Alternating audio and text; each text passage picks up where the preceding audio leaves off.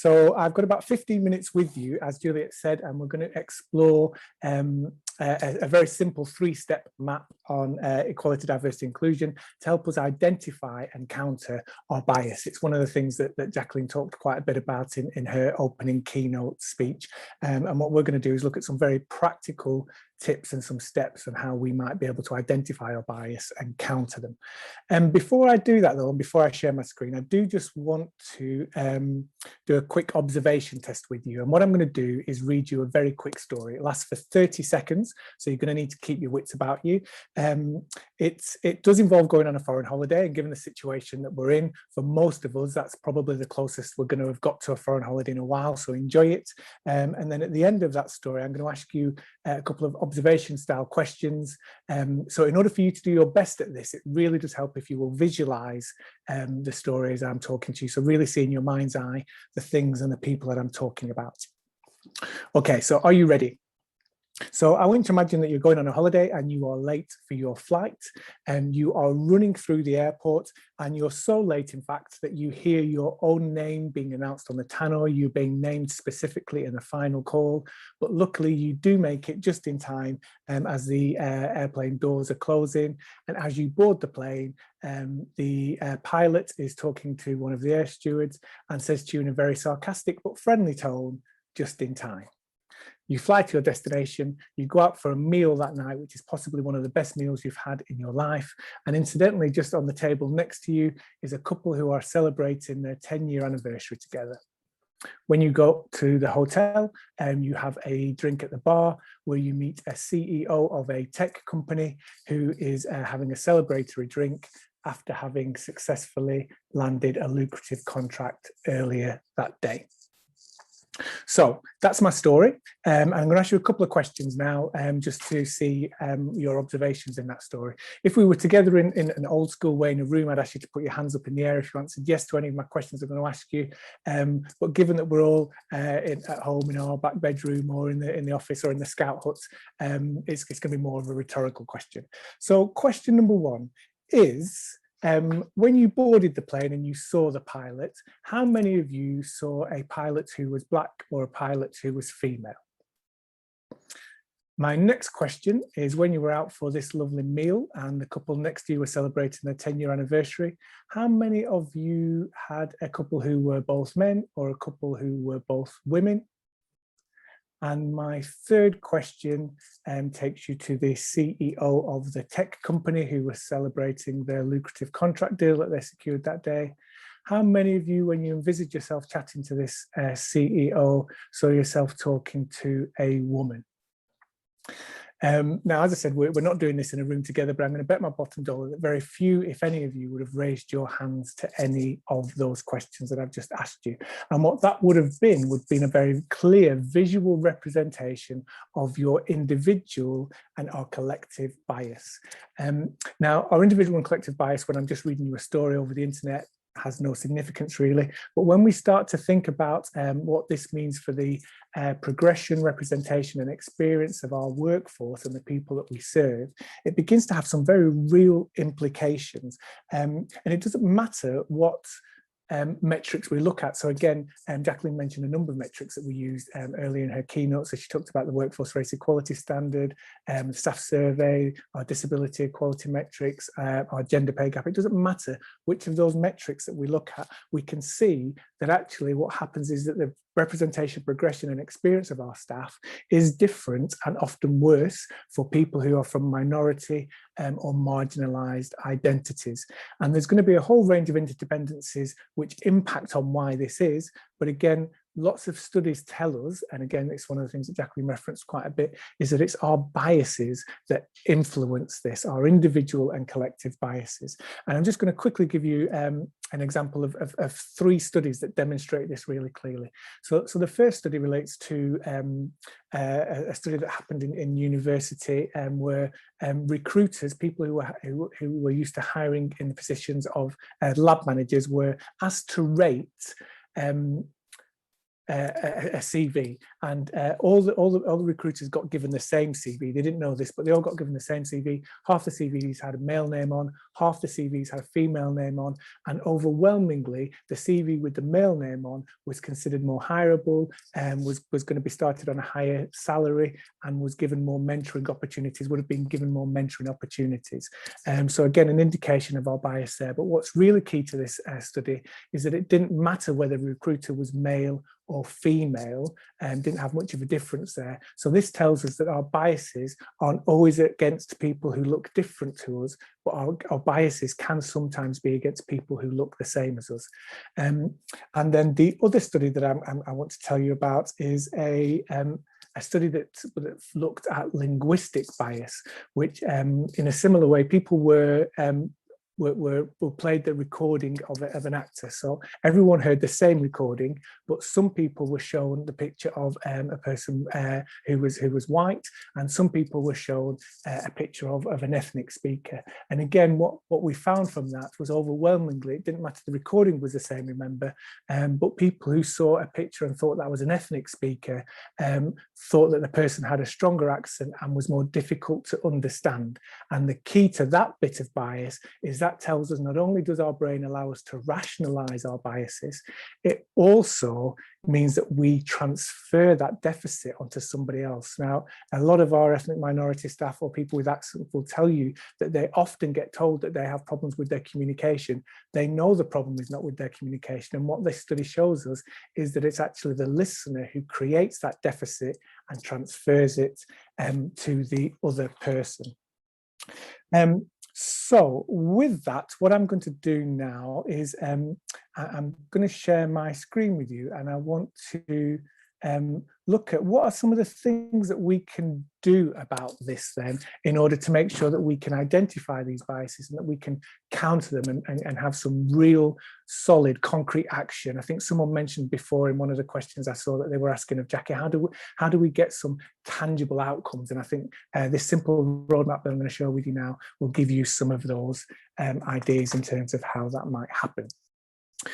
So the 3 steps of this roadmap is about identifying differences, collaborate and engage, and enabling culture change. So we're going to start off with the identifying difference. So what does this mean? So there's 2 things that the individual can do when it comes to identifying differences. And one of those is about, first of all, recognizing difference. Now, I don't come across this much these days, still hear it, but one of the things that really frustrates me is people who tell me that they're colorblind, that they don't see difference. Well, this is terrible in a number of ways, but one, not only does it diminish my experience as an individual, but it also means we're unable to leverage the advantage that comes from difference. So to use a sporting analogy, no one player on the field knows the entire game. And the same happens in our real life. The fact that what we know is that trusts and organizations where boards and senior leadership teams better reflect the community that they serve, have better health outcomes for everybody.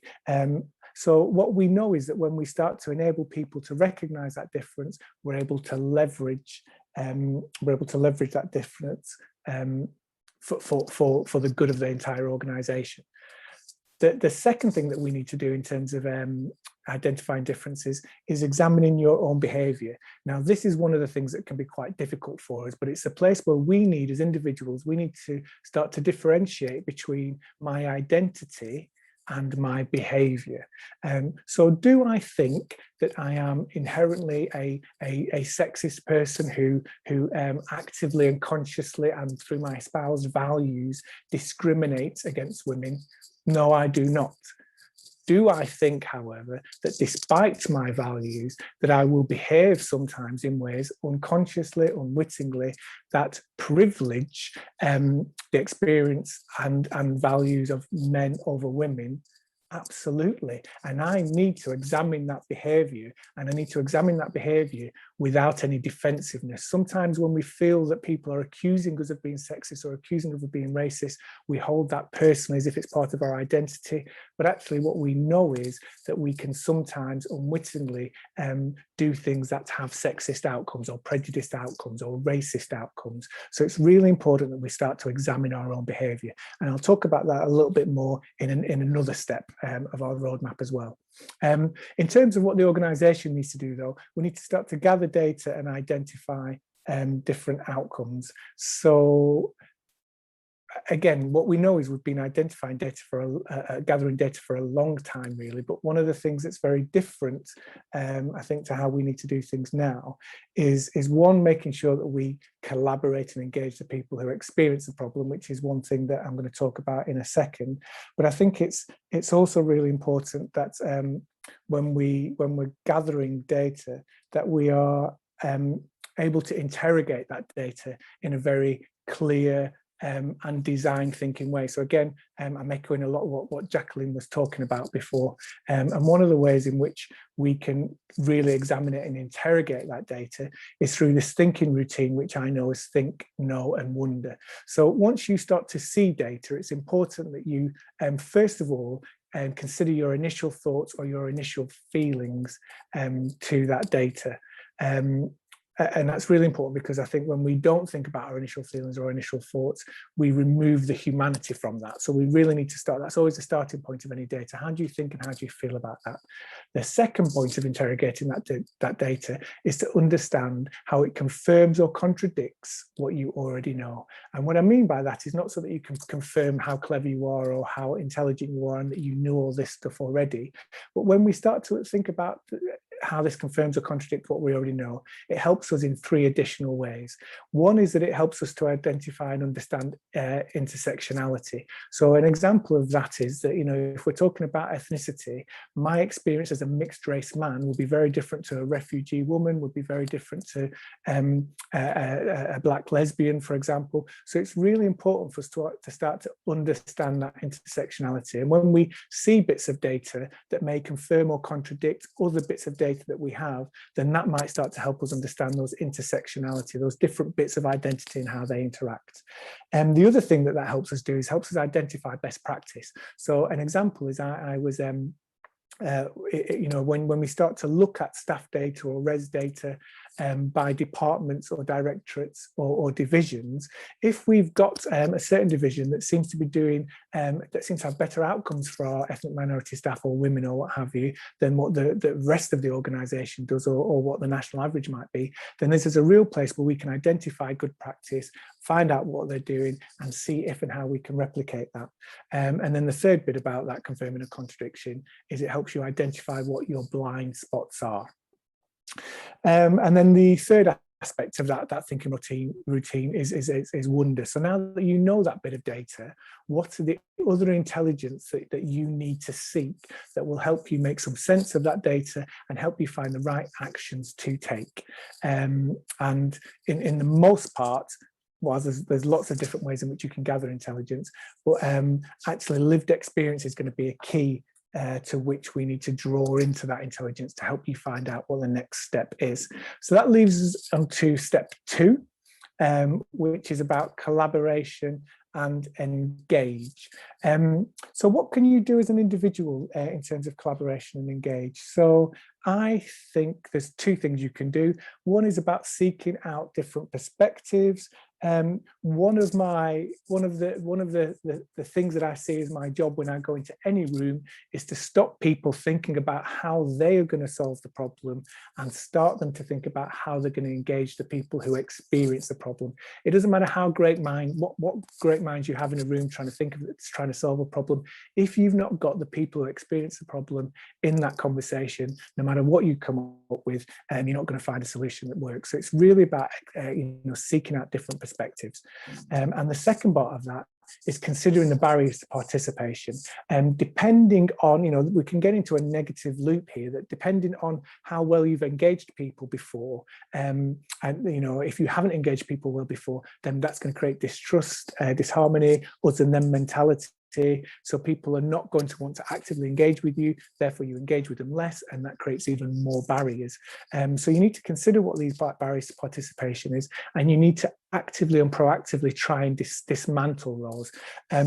One of the big things, an example of a piece of work I did when I was working with one organisation is I was chatting to a group of South Asian staff within a particular department who, we were looking to try and create a Black, Asian, minority ethnic staff network, and from what they were saying, there was no psychological safety. There was very clear in and out groups, and ethnicity based one of the forms by which those in and out groups were created. And that they told, very senior managers in the organisation plenty of times what the problem were, and no action had been taken. So when I was there, bumbling along asking them to join my staff network, they literally rolled their eyes at me. So a lot of work has to be done to really dismantle those barriers to participation. And then that leads us really to what can the organisation do. So the organisation needs to develop some very clear, strong and significant mechanisms by which people can get involved and can participate. Now, most organisations go to idea for involving people is the staff network, and staff networks are amazing when they work well. For a staff network to work well, they have to both be self-organizing, and they both have to be linked to the clear decision-making processes of the organization. So what that means is we can't just impose our expectations or our outcomes or our own governance onto that that network. It has to be able to find its own organizational style, understand its own objectives and what it wants to achieve, but yet that also has to link very clearly to the decision-making processes of the organization. Otherwise, all you've got is a network of people who are talking. And that's really difficult to create, that balance. It creates a lot of work and a lot of resources, but well worth the effort when you do it correctly. But one of the opportunities that technology now brings for us is that actually that physical network isn't the only way that we can engage people and allow people to share in our collaboration with us. And a good example, as Juliet says, I'm a trustee with the Citizens Advice Manchester, and they use a professional social platform, and people who are used to Facebook will understand how it works, but it's a professional and social platform. There's no all staff emails that go out in the organisation anymore. Everything goes on this platform, and it allows people to actually interact. So rather than me just receiving an email, because it goes onto this social platform, I can comment and engage in it. It also means that I can start conversations as well. And a really good example of how that was used was during LGBTQ History Month in February, is that a number of people shared their own stories, their own experiences coming out. One person even shared a story of Citizens Advice history of supporting lesbian, gay and bisexual rights during Section 28 in the 1980s and the 1990s. So it really enabled people to share in a culture of really sharing that culture of improvement and belonging and people's experiences. So yeah, organisations need to start to develop those mechanisms of how people can be involved. And again, if you're struggling to understand how you can get people involved, then one of the things you need to do is figure out how to collaborate and engage with the people who are not feeling involved. I've talked predominantly around working with staff, but for those people who this roadmap works equally well when we're thinking about engaging our people and communities. A really great document, if you are wanting to work with people and communities, is a document that People and Communities Board from the 5-year forward plan put together, and it's called the 6 Principles of Engaging People and Communities, and it's an invaluable read. I would highly recommend it. And finally, just moving on to step 3 of our EDI roadmap, which helps us to examine and counter bias, looks at enabling culture change. And the things that you can do as an individual to enable culture change comes back to that step 1 about recognising difference and then examining your own behaviour. But here the key bit is about, if I'm going to examine my behaviour, I need to both expect and welcome challenge from my colleagues. And what that means is that we need to start to ask people, we need to expect people to be asking us challenging questions. We need to expect people to ask us, what are the assumptions we're making when we're saying these statements? We need to expect people to ask us what intelligence we've used, who we engaged with, to know if the solution that we're coming up with is going to meet the needs and the challenges that the people experience, feel. And I think one of the other key bits of this is it's also about, as I think Jacqueline mentioned this before, it's about where we start to recognise our own privilege, our own power, and where we start to privilege ourselves and the voice of ourselves and people who look like us, rather than really engaging with the widest possible community.